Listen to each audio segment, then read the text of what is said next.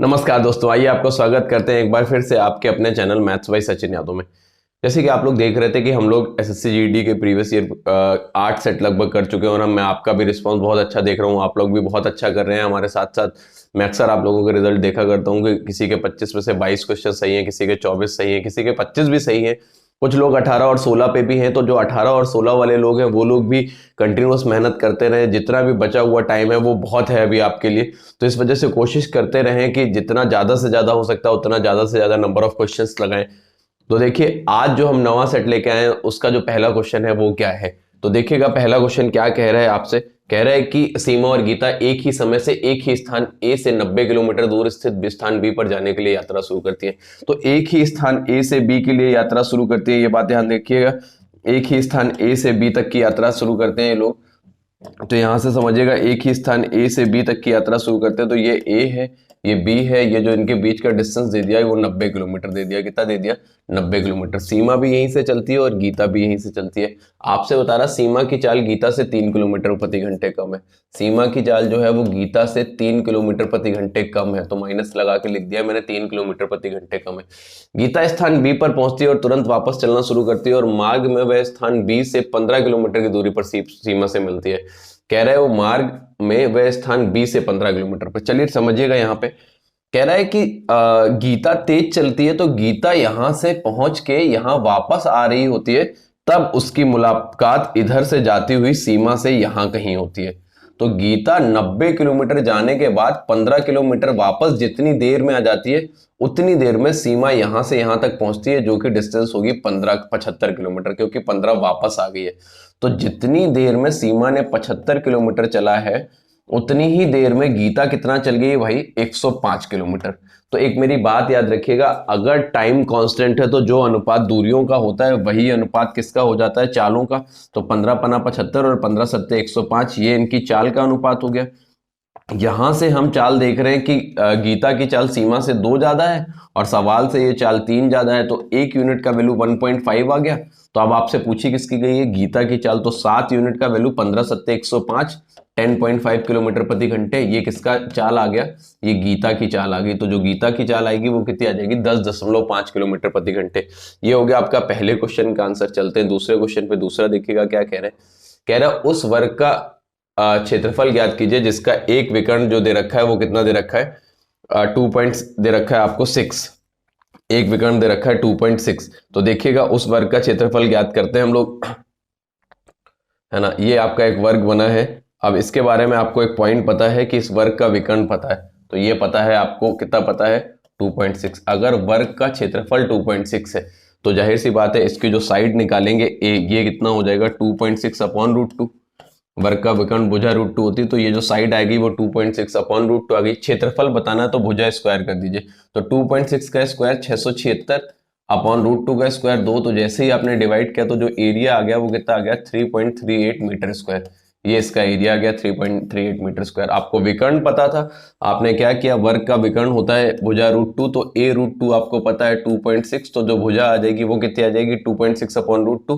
और अगर क्षेत्रफल बताना तो a स्क्वायर करेंगे, तो a का स्क्वायर कर दिया आपने 6.76 का स्क्वायर बाई 2, तो कितना आ गया? 3.38। ये इसका सही आंसर हो गया सेकंड ऑप्शन का फर्स्ट, सेकंड क्वेश्चन का फर्स्ट ऑप्शन।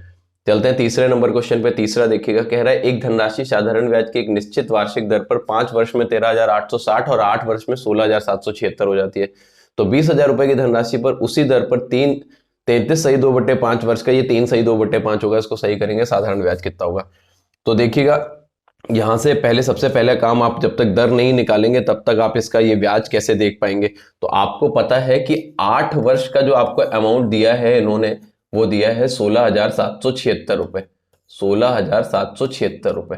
और ये जो 5 वर्ष का अमाउंट पता है, ये अमाउंट पता है आपको 13,860 रुपए। तो बहुत होशियार हैं आप, ये कह सकते हैं ये 6, 7 में 6 गया 1, 17 में 8 गया 9 और 15 में 5 में 3 गया 2। ये आपको पता है। यहां से अंतर है 3 साल का, तो ये 3 साल का ब्याज हो गया। 3 9 27 बचा 2, 3 9 27 बचा आपका 2, 3 सत्ते 21 और 3 दूना 6। ये आपका जो ब्याज है ये 1 साल का ब्याज आ गया है। अगर हम इसमें 5 का गुणा करके इसमें घटा दें तो हमें मूलधन मिल जाएगा।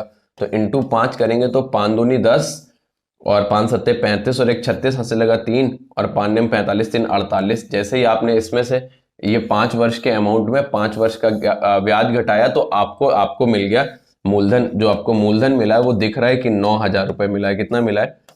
9,000। ध्यान से समझिएगा कि आपको 4,860 13,860 में 4,860 ये ब्याज घटा दीजिए 5 वर्ष का ब्याज घटा दीजिए तो जो आपको मूलधन मिल गया वो कितना मिल गया? 9,000।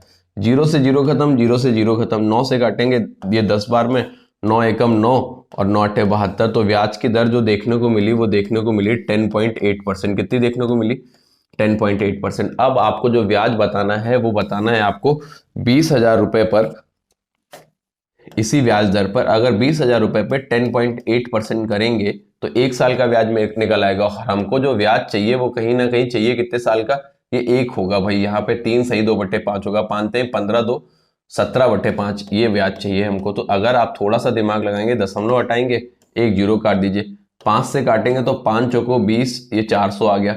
यहां से 4 से गुणा करेंगे, 4 अट्ठे 32 और 4 एकम 4 ये आ गया आपका 10.8। और अभी 200 से भी तो भाग देंगे तो 2 जीरो से 2 जीरो खत्म, 432 इंटू 17 करेंगे तो 17 दूनी 34, हासिल लगा 4, 17 दूनी 34 हासिल लगा 3, सॉरी हासिल 3 लगाया ना, 17 दूनी 34 3, 17 थे 51 3 54 हासिल लगा 5, 17 चौको 68 5 कितना हो गया? 73। तो जो आंसर आ गया वो 7,344। एक बार फिर से समझिएगा, 20,000 रुपए पे 10.8% की दर से 3 सही 2/5 वर्ष का आपने जो ब्याज निकाला वो आया 7,344 रुपए। तो इसका जो आंसर सही हो जाएगा वो फोर्थ ऑप्शन हो जाएगा। चलते हैं चौथे क्वेश्चन की तरफ। चौथा क्वेश्चन देखिएगा, एक एक करके सारे क्वेश्चन करते चलेंगे। कह रहा है 15,600 रुपए की ब्याज दर पर। देखिएगा ये सीआई का क्वेश्चन है, बहुत दिमाग लगा के बनाने वाला है कि आपको दे क्या रखा है, 15,600 रुपए की ब्याज दर पर 12% वार्षिक दर से 9 माह का चक्रवृद्धि ब्याज करना है, ज्ञात करना है, जबकि ब्याज की गणना तिमाही है।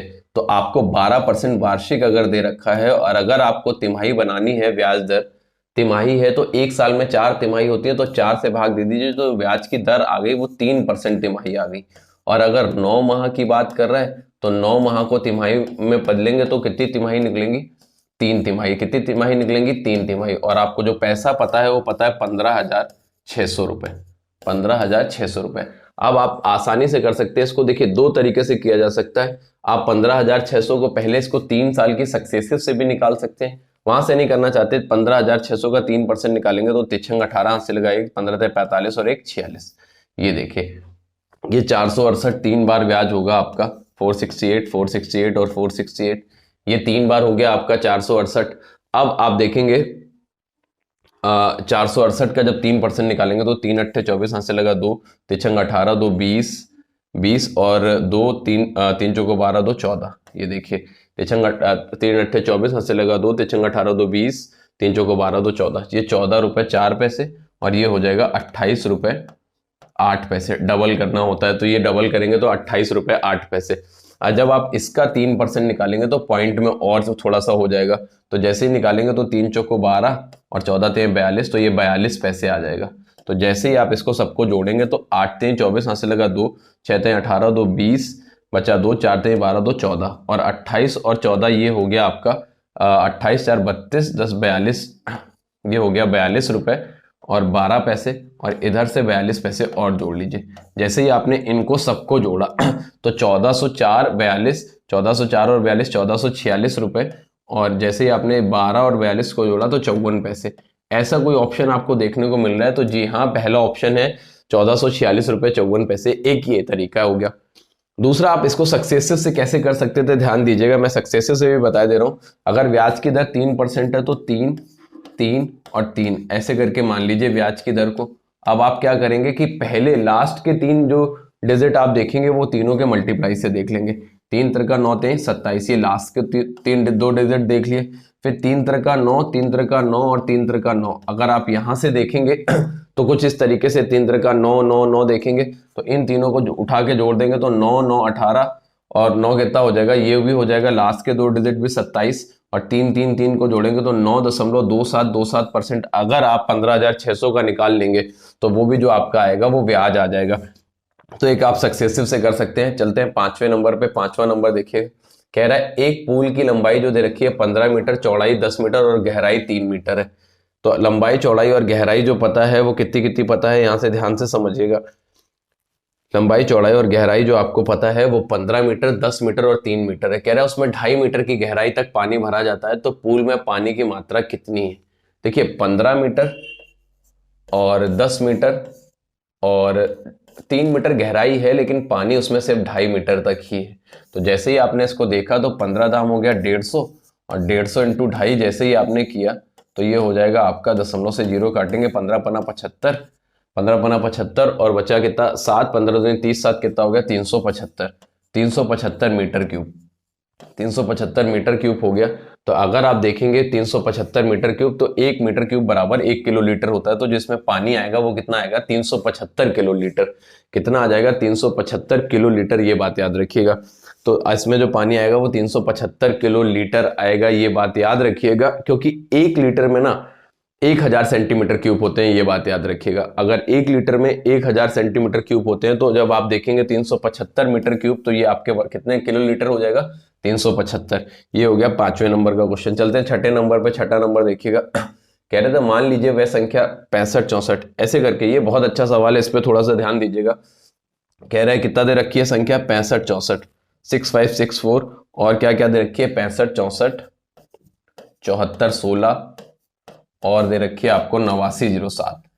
ये मान लीजिए x वह बड़ी से बड़ी संख्या है जो इनको पूरी पूरी प्रत्येक स्थिति में समान शेषफल देती है, तो x के अंकों का योगफल ज्ञात कीजिए। अच्छा, प्रत्येक स्थिति में जब समान शेषफल देती है तो इन दोनों का अंतर, इन दोनों का अंतर और इसका अंतर निकाल के हमें HCF लेना होता है। तो जैसे ही आप घटाएंगे तो 6 में 4 गया 2, अब यहाँ पे 6 में 4 गया 2, 11 में 6 गया 5, 11 में 6 गया 5, यहाँ पे बचा 3, 13 में 5 गया 8, ये आ गया आपका ये। जैसे ही आप इससे इसको घटाएंगे तो 7 में 17 में 7 में 6 गया 1, 7 में 6 गया 1, और उसके बाद जब आप घटाएंगे तो 10 में 1 गया 9, यहाँ पे बचा 8, 8 में 4 गया 4, ये बचा भाई आपका। और जब आगे चलेंगे तो आप जब इसको घटाएंगे तो जैसे ही घटाएंगे तो ये 3, 9 5 14 हाथ से लगा 1, 8 4 12 1 13, अगर घटा के देखेंगे तो 1343 ही आएगा। 7 में 4, 10 में 6 गया 4, और उसके बाद 8 में 5 गया 3, ठीक है ना। 8 में 5 गया 3, देखिए 1 मिनट कहीं कुछ गलत हो रहा है क्या, ये 1491 आएगा, है ना, 1491 आएगा, और ये 2343 हो जाएगा। कितना हो जाएगा 2343। तो ये हो गया। इन नंबर्स के आपको क्या लेने हैं, इन नंबर्स के आपको लेने हैं HCF। अब इन नंबर्स का HCF लेने के लिए या तो आप इसको डबल करके पास पहुंचे। देखिए डायरेक्ट तो आप ऐसे किसी को देख नहीं पा रहे कि डायरेक्ट आप इसको किसी से काट पाएंगे, तो आप क्या करिए, इसका डबल करेंगे और इसके पास पहुंचेंगे।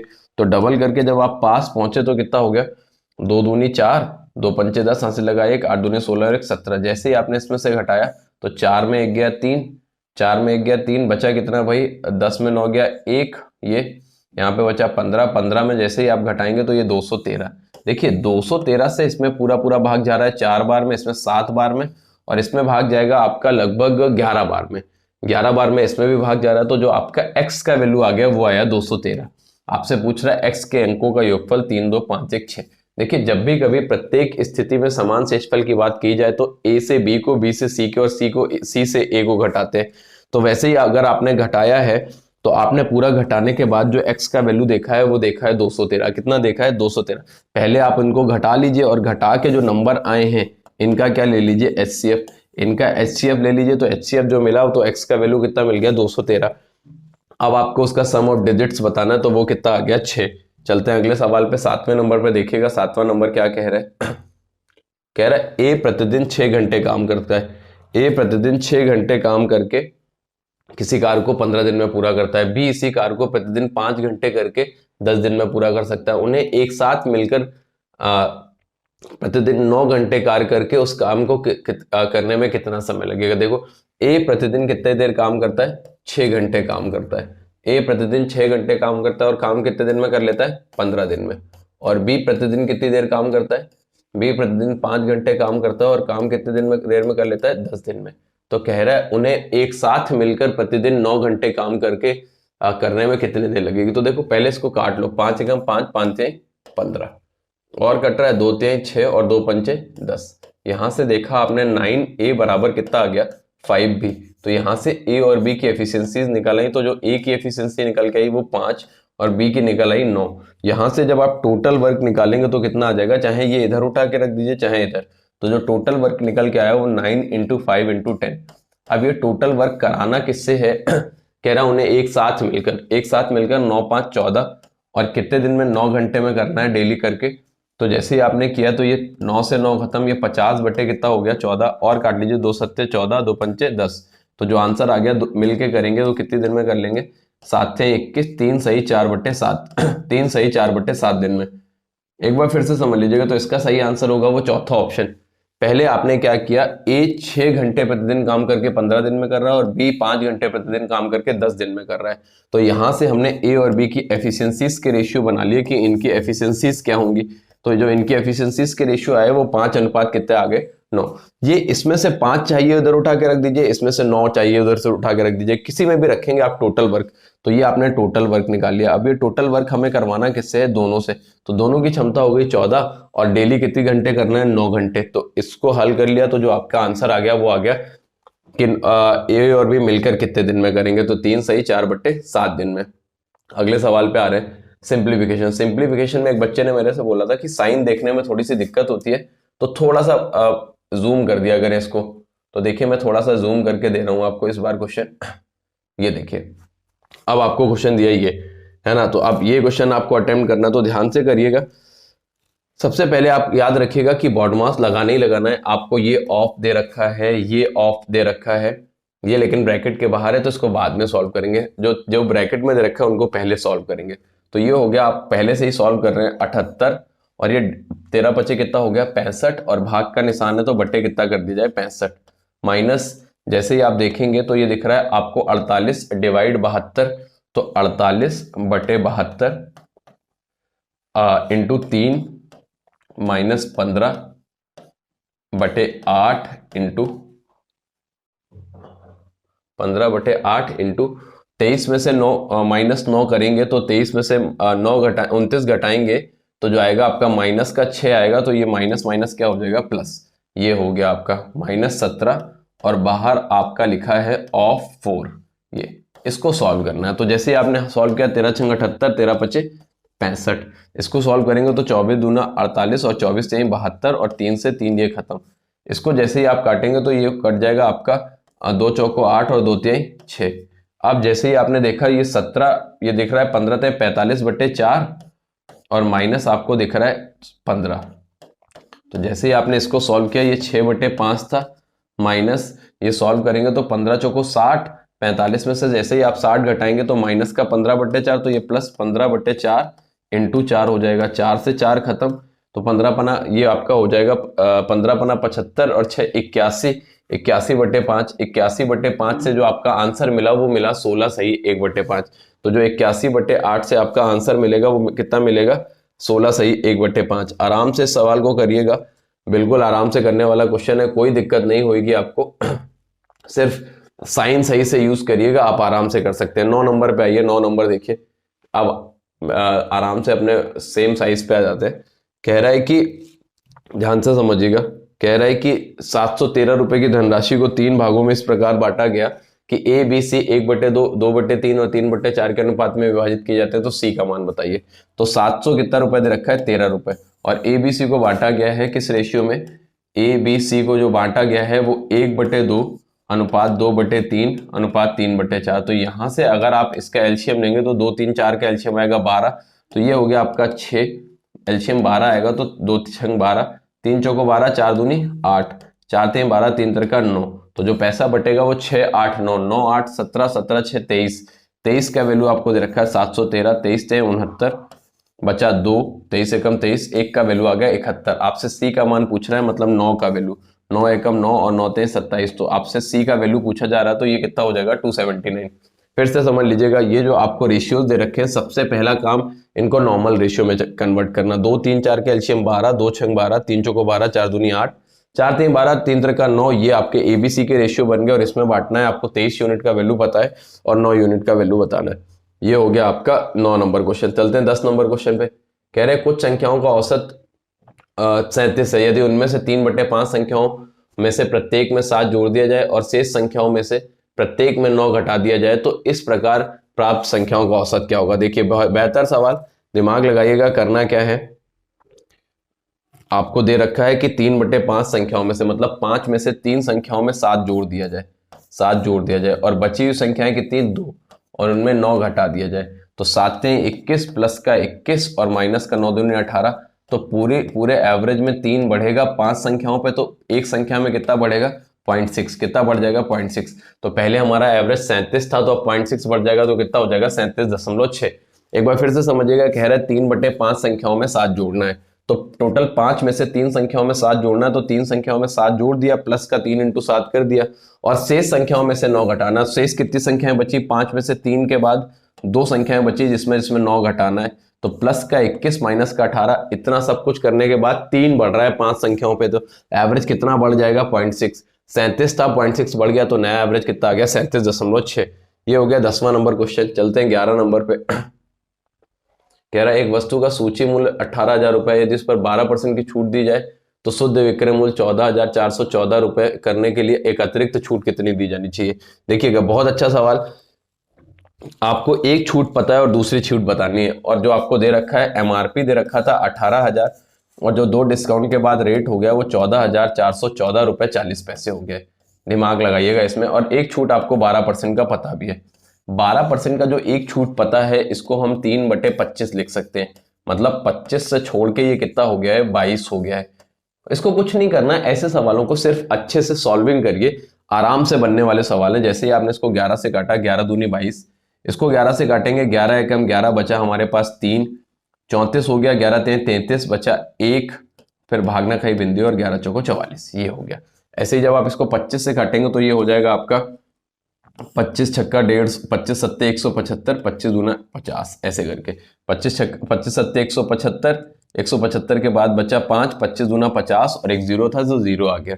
अभी आपने जैसे ही इससे इसको काटा, इससे इसको काटेंगे तो ये हो जाएगा 2 छंग 12, 2 छंग 12 के बाद बचा 1, 2 पंचे 10, 2 पंचे 10 के बाद बचा ये 655 रुपए ऐसे, और ये 720 रुपए। अगर आप यहां से भी दशमलव हटाएंगे तो और काट सकते हैं, बट आप यहीं से देख लीजिए कि डिस्काउंट कितना है।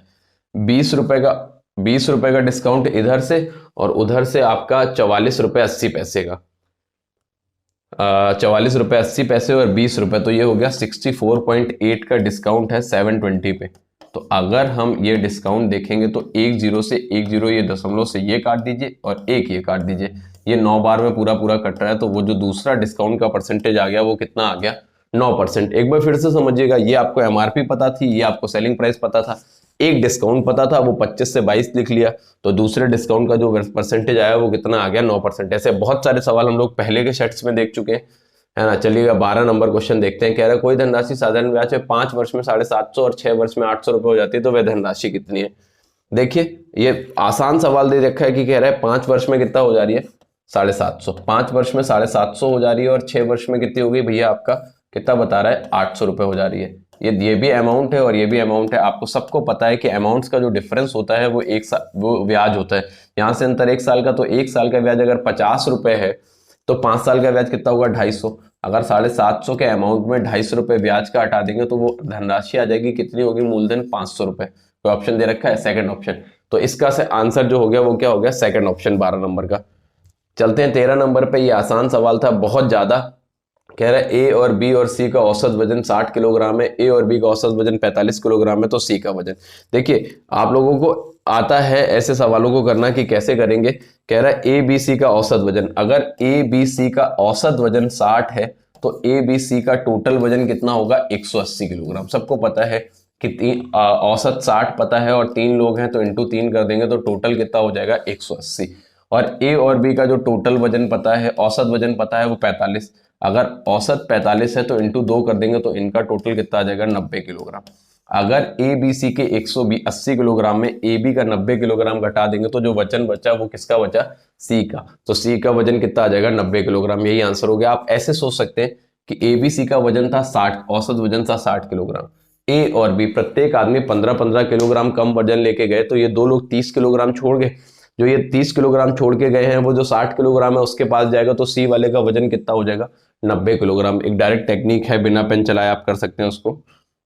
14 नंबर देखिएगा। 14 नंबर क्या कह रहा है देखिएगा 14 नंबर कैसे करना है, आसान सवाल, फिर से वही आपका थोड़ा सा जूम करे देते हैं, क्योंकि बताते हैं बच्चे की साइन देखने में दिक्कत होती है अगर ये छोटा रहता है तो देखिएगा थोड़ा सा मैंने जूम किया है, थोड़ा ज़्यादा हो गया है ना।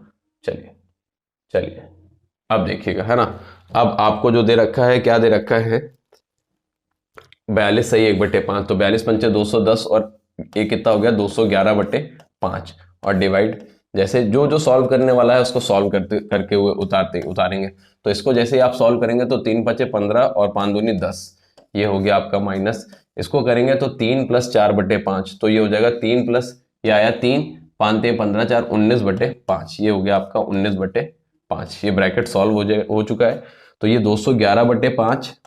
अब आप इस ब्रैकेट को सॉल्व करेंगे तो 36 10 46, और 46 × 5 करेंगे तो 5 छक्का 30, हंसलेगा 3, 5 को 20, 3 कितना हो गया 23, ये हो गया 230। 230 में से 19 घटाएंगे तो बचेगा 211। 211/5 डिवाइड में, तो ये हो जाएगा 5/211, और जैसे ही आप काटेंगे तो ये 5 सब कुछ खत्म, तो जिसका आंसर आ गया वो कितना आ गया 1। इसका जो आंसर आया वो कितना आ गया 1। तो इसका जो सही आंसर हो गया वो हो गया आपका चौथा ऑप्शन।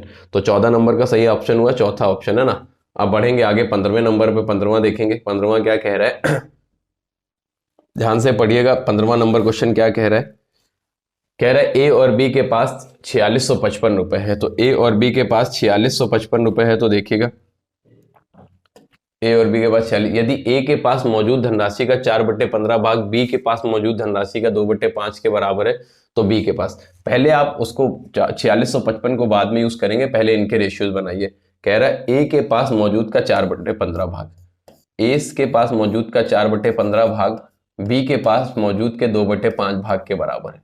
यहां से पहले इनका रेशियो 5 एकम 5, 5 3 15, 2 एकम 2 और 2 दूनी 4। यहां से देखेंगे तो आप देख पाएंगे कि 2a = 3b हो गया। 2a = 3b, तो a और b के जो रेशियोज बन गए वो कितने बन गए 3-2। यहां से ए बी का पैसा 3:2 में, वहां से टोटल पैसा दे रखा है 4655।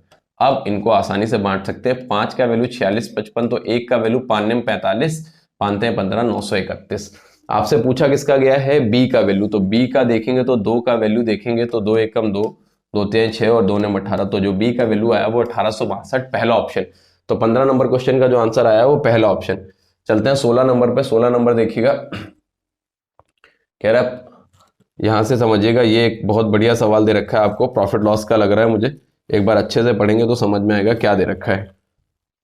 आपको दे रखा है कि 500 रुपए प्रत्येक के मूल्य पर 3 वस्तुएं खरीदी गई, उनमें से एक वस्तु 12% के लाभ पर बेची जाती है तथा अन्य 2 वस्तुएं भी बेची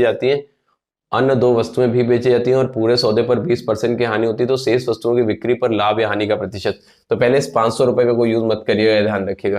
कह रहा 3 वस्तुएं थी, 3 में से एक वस्तु को जो बेचा गया वो बेचा गया 12% के प्रॉफिट पे, और बची हुई 2 वस्तुओं को क्या प्रॉफिट क्या लॉस कुछ नहीं पता, तो 2x लिख लीजिए। और पूरे सौदे पे 20% की हानि हुई, तो -3 × 20 कर लीजिए, पूरे सौदे पे हानि हुई है। ध्यान से समझिएगा, तो यहाँ से 2x बराबर आया, ये -60 और ये +12 था, उधर जाएगा तो -12 हो गया। तो आपने 2x बराबर देखा कि ये हो गया -72। तो x बराबर जो आया वो आपका आया -36, माइनस आया है और 36 आया, तो 36% की हानि पर बेची गई है बाकी बची हुई दोनों चीजें। देखिए ये बहुत अच्छा तरीका होता है, इसी को फॉलो करिएगा, कुछ मत करिएगा एक्स्ट्रा। आपको ये पता था कि पहले जो पहली वस्तु थी वो 12% के प्रॉफिट पे, बाकाया दोनों के साथ क्या हुआ है नहीं पता, उसको खाली 2x मान के छोड़ दिया। और ओवरऑल आप देख रहे हैं कि ओवरऑल पे हुआ क्या है, तीनों पे 20% की हानि हुई है, तो -60 और +12 उधर जाएगा तो -72। ये 2x का वैल्यू हो गया, तो x का वैल्यू जो आपको देखने को मिला -36, -36 का मतलब 36% की हानि। तो जो इसका आंसर सही होगा वो कौन सा ऑप्शन हो जाएगा, चौथा ऑप्शन। तो 16 नंबर का जो आंसर आया वो चौथा ऑप्शन। चलते हैं 17 नंबर देखते हैं। कह रहा है एक विक्रेता ने एक वस्तु के अंकित मूल्य को क्रय मूल्य से 40% अधिक रखा और उसने निश्चित ग्राहक को 25% और 16% की 2 छूट दी। इसके परिणाम स्वरूप उसके 590 रुपए की हानि हुई, तो उसने उस ग्राहक को वस्तु कितने रुपए में बेची। तो देखिए बहुत अच्छा सवाल, करेंगे कैसे ध्यान दीजिएगा।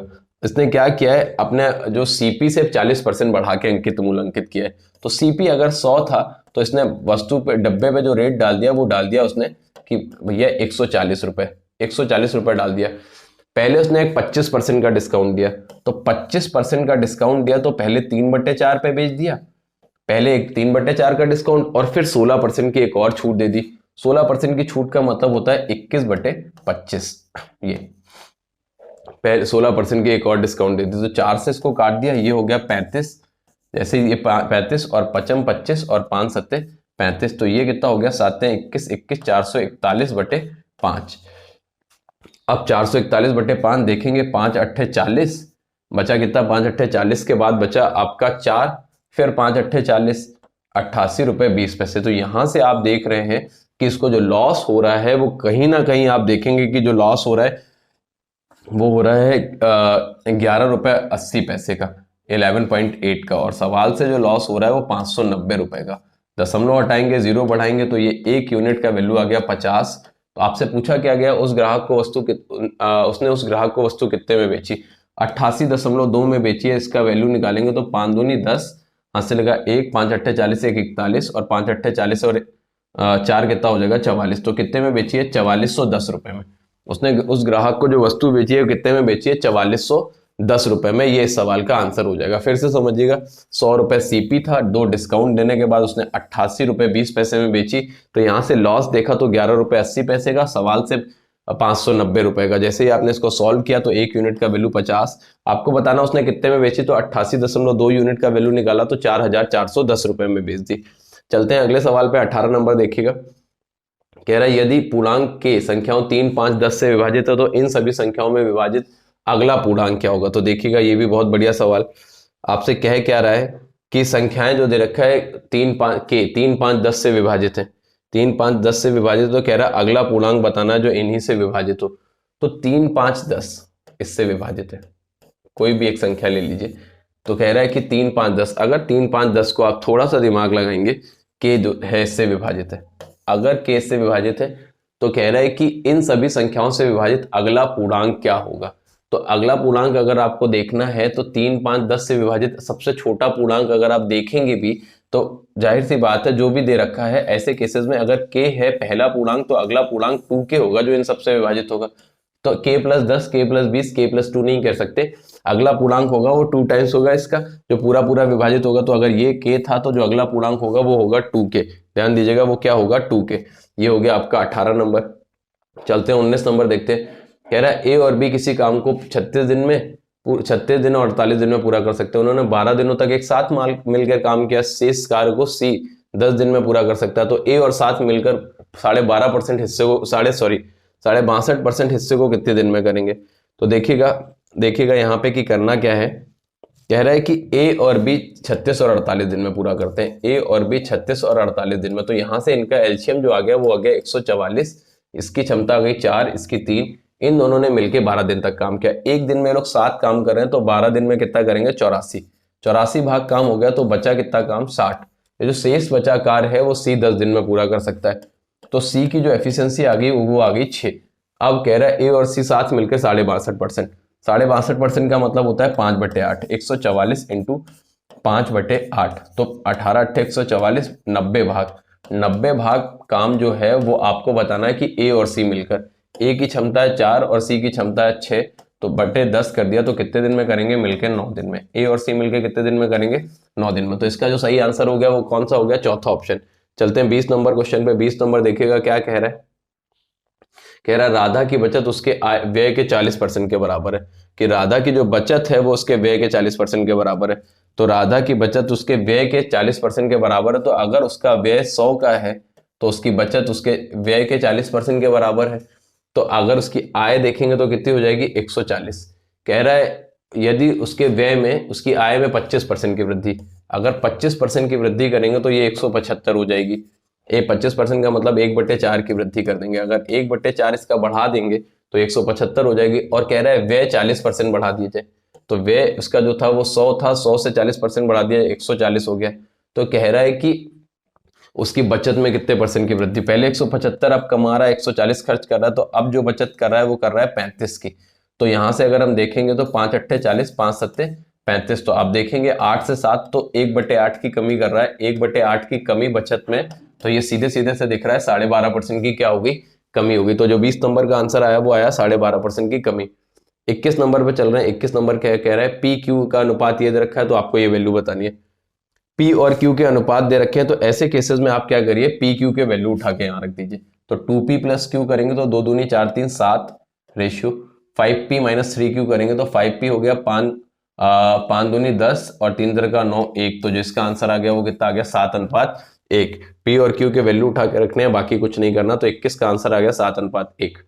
22 पे आ जाइए, कह रहे हैं 15,000 रुपए में एक ओवन खरीदा और 19,200 रुपए में बेच दिया। उसने 350 रुपए चुंगी और 650 रुपए परिवहन शुल्क का भुगतान किया, उसका प्रतिशत लाभ बताना है। तो देखिएगा उसको वो ओवन पड़ा कितने का, वो बहुत जरूरी है कि 15,000 रुपए में उसने खरीदा था, लेकिन उसको 350 और 650 का अलग से भुगतान करना पड़ा, तो 1,000 रुपए उसको और लग गए। 1,000 रुपए उसको और लग गए, क्योंकि 350 और साढ़े, तो उसको ओवन पड़ा था 16,000 रुपए का और अब उसने बेचा है 19,200 रुपए का। 19,200 रुपए का, तो उसने फायदा कितने का उठाया, 3,200 रुपए का। कितने पे, 16,000 पे इंटू कितना कर दीजिए 100। अगर इंटू 100 कर देंगे तो जो उसने फायदा उठाया वो कहीं ना कहीं उठाया 20% का, तो इसमें जो प्रॉफिट परसेंट हो जाएगा वो कितना हो जाएगा, 20% का लाभ। तो आंसर कितना हो जाएगा, 20% के प्रॉफिट पे। ये हो गया 22 नंबर क्वेश्चन। चलते हैं 23 नंबर, देखिएगा 23 नंबर क्या कह रहा है। कह रहा है एक ट्रेन की चाल 80 किलोमीटर प्रति घंटे है, दोपहर 10 बजे से दोपहर 1:50 तक इसके द्वारा तय की गई दूरी। देखिए बहुत आसान, आपको दूरी निकालनी है। दूरी बराबर क्या करेंगे, चाल इंटू समय। समय दे रखा है 10:20 से 1:50। अगर 10:20 से 1:50 देखेंगे आप, तो 10:20 से 1:20 तक हो गए आपके 3 घंटे। तो 3.5 घंटे में पूछ रहा है, 3.5 घंटे का मतलब हो गया 7/2। अगर 7/2 घंटे में देखेंगे तो 40 इंटू 7 करेंगे तो कितनी डिस्टेंस ट्रेवल करेगा, 280 किलोमीटर। 280 किलोमीटर दूरी बराबर 4 इंटू समय। तो 23 नंबर का जो आंसर आएगा वो कितना आ गया, 280 किलोमीटर। चलते हैं 24 नंबर की तरफ। 24 देखिएगा, कह रहा है सीता ने 900 में से 756 अंक हासिल किए और उसके भाई अवि ने 500 में से 350 अंक हासिल किए। तो अवि को कितने अंक और प्राप्त करने चाहिए ताकि उसके और सीता के प्राप्त अंकों के प्रतिशत बराबर हो। तो देखिए सीता और इसके अंकों के प्रतिशत बराबर होने, तो पहले देख लीजिए कि उसके कितने प्रतिशत अंक हैं। तो 900 में से 756 अंक जो लाया है, उसके कितने प्रतिशत अंक होंगे, सबसे पहले आप ये देख लीजिए। तो 9 से काट दीजिए, 9 है 72, बचा 3 9 चौको 36। तो जो सीता के हैं वो 84% अंक है। कितने हैं, 84% अंक। अगर 84% अंक हैं और 500 का 84% जो है वो कितना हो जाएगा, देखिएगा 5 चौको 20, हासिल लगा 2, 5 अट्ठे 40, 2 42, 420 अंक लाने थे उसको। वो 350 अंक लाया, तो उसको और कितने अंक लाने होंगे, 70 अंक और लाने होंगे। कितने अंक और लाने होंगे, 70 अंक। देखिए ये 84% लाई है। अगर 500 का 84% देखेंगे तो अभी को कितने अंक चाहिए, 420। 420 में से 350 अंक लाया है, तो कितने और अंक चाहिए, 70 अंक और चाहिए इसको बराबर आने के लिए। इस तरीके से कर लीजिए आप इसको, है ना। चलते हैं 25 नंबर क्वेश्चन की तरफ। कह रहा है किसी वस्तु को 299 रुपए 20 पैसे में बेचने पर 12% की हानि होती है। यदि वह उसे 350 रुपए 20 पैसे में बेचता तो उसे होने वाले लाभ का प्रतिशत बताना है। चलिए देखिएगा, यहां से इसको समझिएगा कि आपको ये पता है कि कितने रुपए में बेचने पर कितने परसेंट की हानि होती है। 299 रुपए 20 पैसे में बेचने पे हानि होती है 12% की। अगर आपको बताना है कि 350 रुपए 20 पैसे में बेचे तो उसे होने वाले लाभ बताना है। चलो ठीक है भाई, 12% हानि का मतलब 88 का वैल्यू पता है। 11 अट्ठे 88, 11 दूनी 22, बचा कितना आपका 7। ये हो गया, 8 से काटेंगे, 8 3 24 और 8 चौको 32, 8 3 24 बचा 3, 8 चौको 32। तो 1 यूनिट का वैल्यू आ गया 3.4। तो 100 यूनिट का वैल्यू कितना आ गया, 340 रुपए। तो उसका क्रयमूल्य आ गया 340 रुपए और बेच रहा है 350 रुपए 20 पैसे का। तो फायदा उठा रहा है 10 रुपए 20 पैसे का। 10 रुपए 20 पैसे का फायदा 340 पे इंटू 100 करेंगे जैसे ही आप, तो जैसे ही 100 करेंगे तो 100 से ये 2 जीरो खत्म, ये जीरो से ये जीरो खत्म। तो जो आप देख रहे हैं कि इसको कितने परसेंट का फायदा हो रहा है, तो 3% का फायदा। तो इसमें 25वें क्वेश्चन पे जो लाभ होगा वो कितने परसेंट का हो जाएगा, 3% का। तो देखिए ये था हमारा नवा सेट। आज हमने थोड़ा सा ज्यादा स्पीड में इस पे काम किया है, तो कोशिश करें कि आप भी इसी तरीके की स्पीड मेंटेन करें। आगे आने वाले वीडियोस में मैं स्पीड को थोड़ा सा और कम कर दूंगा, लेकिन मैं ये स्पीड इस वजह से बताना चाहता हूं कि आप भी थोड़ा सा इस तरीके से काम करें ताकि आप एग्जाम में अच्छा कर सकें और समय से कर सकें। तो अगर आज की वीडियो में कोई समस्या हो तो कमेंट सेक्शन में जरूर बताएं, और वीडियो पसंद आया तो चैनल को लाइक शेयर और सब्सक्राइब करना ना भूलें। Thank you very much.